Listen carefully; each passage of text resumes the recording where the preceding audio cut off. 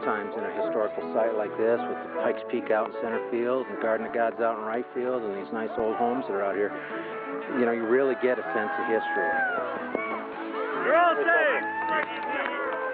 We travel all over the state and do these historical reenactments with small towns, which is really fun. Just preserving the history, because, you know, in this country, you know, 150 years is a long time ago. Hello, I'd like to present today Mr. Dan Shalik, Deputy Commissioner of the Colorado Vintage Baseball Association. Is this heaven? No, it's Colorado. Oh, okay, thank you.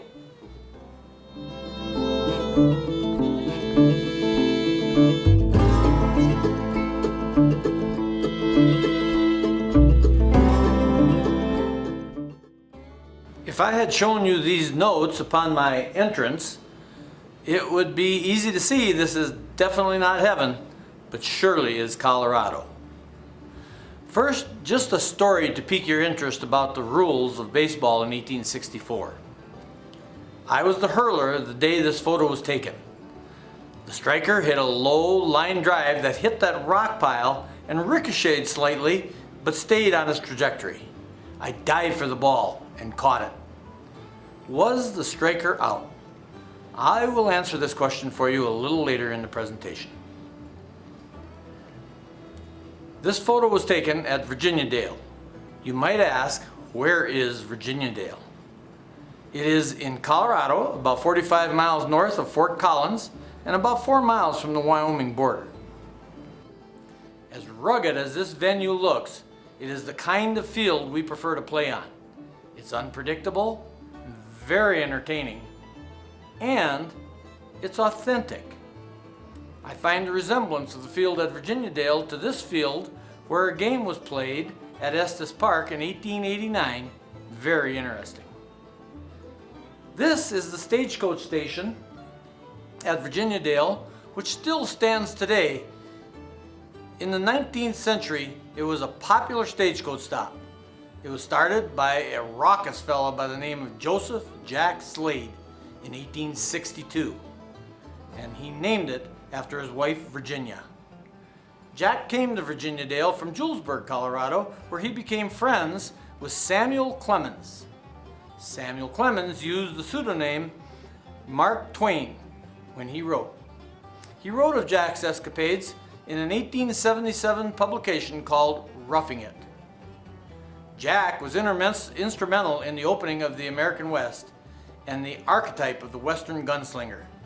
He had a bad temper, he was given to heavy drinking, which regularly got him in trouble, and led to his demise in 1864 in Virginia City, Montana. His wife pickled him in alcohol and kept him under her bed for several months before taking him to Salt Lake City, where he remains interned to this day. I want to share one other historical marker with you before we move on to 1860s baseball. The white building in the background is Dunker's Church, with fallen Confederate soldiers in the foreground, and is one of the better known photographs taken by Alexander Gardner of the Battle of Antietam. The battle was fought on September 17, 1862, and was the first battle of the war on northern soil. I tell you the story of Jack Slade and show you this slide not to make any comparison between baseball and the Wild West or the Civil War, but rather to give some context of time and history to baseball. Just 6 months and 1 week before this battle, and about the time Jack Slade was getting Virginia Dale built and operating, this was printed in the Rocky Mountain News on March 12, 1862. Baseball. All those wishing to join a baseball club to play according to the rules of the modern or New York game will please meet this evening at Whipple's Cabinet Shop, south side of McGaw Street Bridge, to effect a permanent organization by order of the committee. Other quotes and bits of information I found in newspapers of the time. 1861. We noticed yesterday the members of Captain Downing's company engaged in the exhilarating game of baseball. That was quoted in the Denver Daily Colorado Republican and in the Rocky Mountain Herald on November 1, 1861. From this article, we see that baseball had not been formally introduced, but soldiers, miners, and pioneers brought the game to Colorado. In 1862, there will be a game of baseball tomorrow afternoon at 3 o'clock near the courthouse, West Denver. The Denver Rocky Mountain News on March 14th of 1862. This was in the Denver Rocky Mountain News just 2 days after the organizational meeting. Other events that took place around that time in 1862, the first club was formed on March 29th of 1862, probably because of the notification in the paper on March 12th. Other clubs born before 1870 in ascending order were Valmont, Central City, Blackhawk, Julesburg, and Boulder. Other Denver teams went by names like Young Bachelors, Colorado, Rocky Mountain, Occidental, Seminary, Arapahoe, and White Stockings. The most interesting quote I found was, in 1862, baseball in Denver City CT.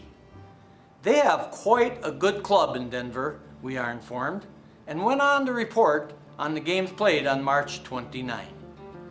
This was reported in the New York Clipper on June 7th of 1862.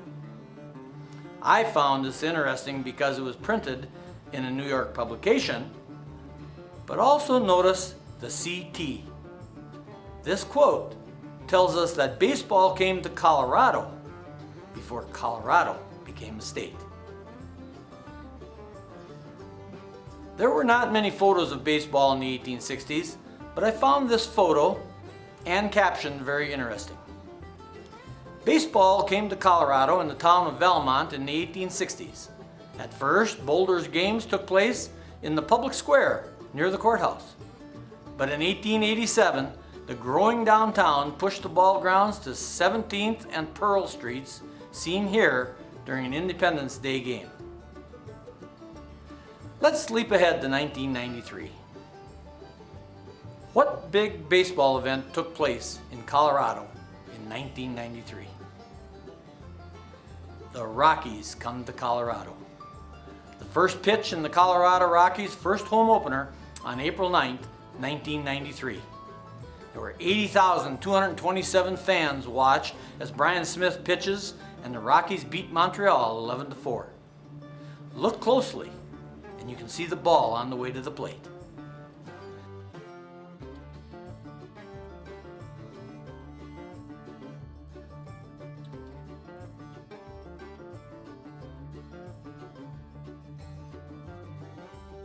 But something else happened in 1993. The Colorado Vintage Baseball Association was born out of a love of Civil War reenactment, baseball, and the history of the West by Mark Fearless Foster and Pat Deacon Massengill and a handful of others. We have 3 teams in the league. This is the Denver Blue Stockings. As you can see, getting these gentlemen to gather for a photo is like herding cats. The photographer couldn't get them to stand still or look at the camera. Now this is the Colorado Springs DNRG Reds. Now this is a dapper team, well dressed. They are very obedient when it comes to taking photos, but they just don't know where the camera is. Now this photo was taken at a tournament in Victor a few years back. As you can see, we did well. Notice there are no smiles. Back in the day, there was no smiling in baseball. Also notice that one fella has on sunglasses. Unfortunately, that gentleman is me. It's unfortunate because in the 1860s, if a man was wearing sunglasses, it meant he was suffering side effects from syphilis. This has since been proven to be a myth. That's my story, and I'm sticking to it. When a community wants to put together their own team, our commissioner will either assign one of these three teams to play, or players from each team will gather to form the Colorado Territory All-Stars. So, this is how we play baseball according to the 1864 rules. Matches are played by rules representative of the earliest days of the game in Colorado, with a heavy emphasis on living history interpretation and thespianism to reflect the competitive spirit, but being tempered by Victorian ideals of gentlemanly and fair play. Remember when I told you of the ball hitting the rock and I asked if the striker was out? By today's rules, you would say he was not out. In 1864, he would be out because the ball was caught on the first bound. Here, the left field and center garden keepers make the play on the first bound. Thespianism is a part of the games we play. In the upper right-hand corner, you'll see that we were apparently playing in a farmer's pasture. He decided it was time to feed his cow before the evening milking. In this game, I was playing the second bag. Normally, the second scout plays toward the first bag and slightly behind the baseline. On this day, the farmer brought his cow to graze directly behind the second bag. To protect the cow, I moved directly behind the second bag. Wouldn't you know, the striker hit the ball right where I should have been. I turned, looked at the cow, and put my arms up in the air. The cow kept chewing her cud and looked at me as if to say, "It's not my problem." We have been visited by some very well-known folks too, like Teddy Roosevelt. Here we give him an opportunity to strike the ball, and he was having difficulty, so he stopped to adjust his spectacles. Abraham Lincoln has also paid a visit. He was a pretty good striker. I believe he made it to the second bag on this time at bat. We have an occasional escapee from the local prison. On this day, the convict came upon our game and got a little too comfortable as an observer of the game. So much so, he decided to flirt with one of the ladies attending the game. He was quickly put in his place. On our Denver Blue Stockings team, we have an acrobat. At a parade in Fort Collins a few years ago, he held that bat in that position for over half the parade. Of course, we're often visited by the proponents of women's suffrage. And we had a local sheriff announce before one of our games that a couple of scoundrels escaped from the local jail, and we should be on the lookout for them. Our arbiter, whom I will explain in a few minutes, spotted the two and made a citizen's arrest and delivered them to the sheriff. Nicknames have been a tradition in baseball since the beginning and are still used today. They sometimes reflect a personality or physical characteristics. Sometimes it's a version of their name. Charlie Hustle, Pete Rose. Stan the Man, Stan Musial. Shoeless Joe, Jackson. A-Rod, Alex Rodriguez. Nicknames are used mostly for color. Imagine someone calling one of our games, first without a nickname. The striker drives the ball in a line drive directly to the short scout, Ron Billings. He stops the ball with a one-handed catch and tosses the ball to the second scout, Dathan Tinney, and the runner is out. Dathan turns and throws the ball to the first scout, Cooper Michael, for a double play. Now, let's try it with a nickname. The striker drives the ball in the line drive to Iceberg, the short scout. Iceberg makes a one-handed catch and tosses the ball to Cannibal at the second bag. The runner's dead. Cannibal turns and throws the ball to a Soda Boots at the first bag before the striker arrives for a double killing. This slide depicts one other 1864 rule that does not exist today. Let's say the striker hits a line drive right between the runner in this photo and the second base. The runner, using his hands or feet, can deflect the ball away from the play, so long as he does not run more than 3 feet out of the baseline. Yes, this was legal. The cranks. Fans were known as cranks in the 1860s. It was possible for cranks to participate in the game as well. If a ball hit by their team went into the cranks while the opposing team was pursuing the ball, a crank can throw the ball further out of play. If the cranks team was in the field and a pop-up was hit foul into the cranks, making it hard for the fielder to make the play, a crank could catch the pop-up, hand it to the fielder, and the striker would be out. The arbiter. The position of arbiter could be compared to today's umpire, except the role of the arbiter is significantly different than the umpire of today. In the earliest days of baseball, the arbiter did not call balls and strikes. The game quickly evolved to calling balls and strikes, however. Now, the hurler gets 2 warnings and 3 balls before the striker can take the first bag. The striker, on the other hand, gets 1 warning and 3 strikes. Outs were not determined by the arbiter. In the Victorian spirit, disputes were settled in a gentlemanly fashion by those involved in the play. If the dispute could not be settled, the arbiter would step in and arbitrate. Sometimes the arbiter would have trouble settling the dispute. He could call on the cranks by asking them to cheer if they thought the runner was out or was safe. Sometimes the arbiter would wear a 6-gun to occasionally assist the local authorities, as we saw in a previous slide, to keep peace on the field if necessary, and to ward off the errant coyote that might wander onto the field. The hurler. The hurler threw the ball underhand at 45 feet. There is no mound. Instead, there are 2 lines parallel to an imaginary line from the third base to the first base. The first at 45 feet and the second 3 feet behind that. The hurler cannot step back beyond the back line or forward over the front line. The striker and the behind. The behind stands well behind the striker. In this case, the striker hits a foul tick. The behind catches the ball on the first bound, and the striker is out. Note, the bat does not have a knob at the end. The bat cannot be more than 2.5 inches in diameter at its thickest point.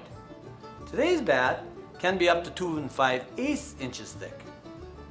The ball must be not less than 5.5 ounces or more than 5 3/4 ounces and composed of India rubber and yarn.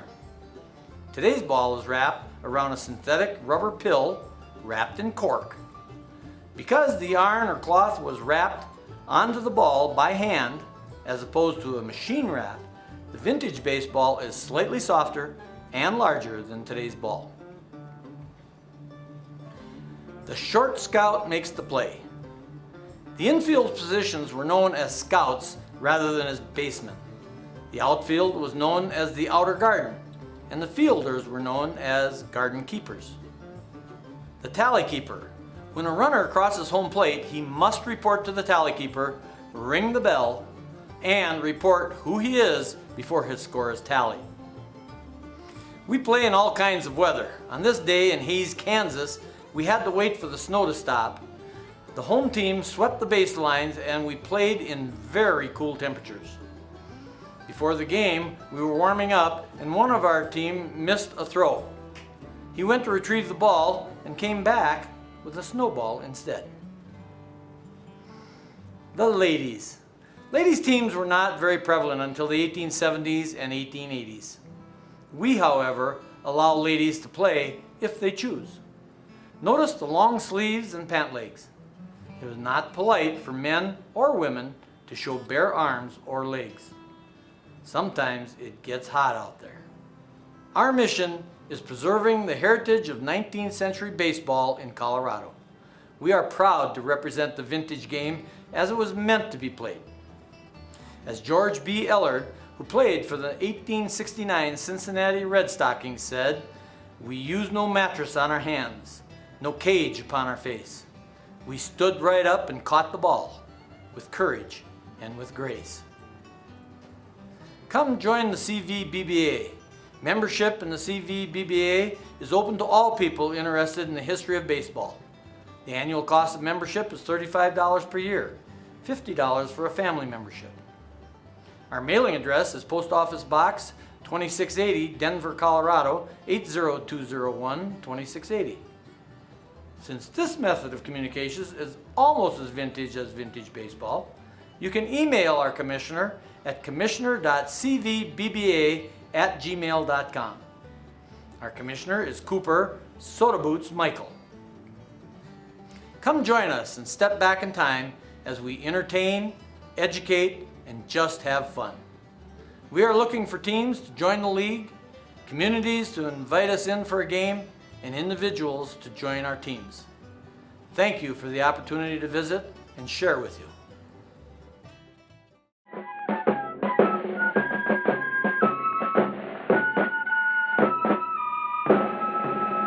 Baseball was, is, and always will be the best game in the world.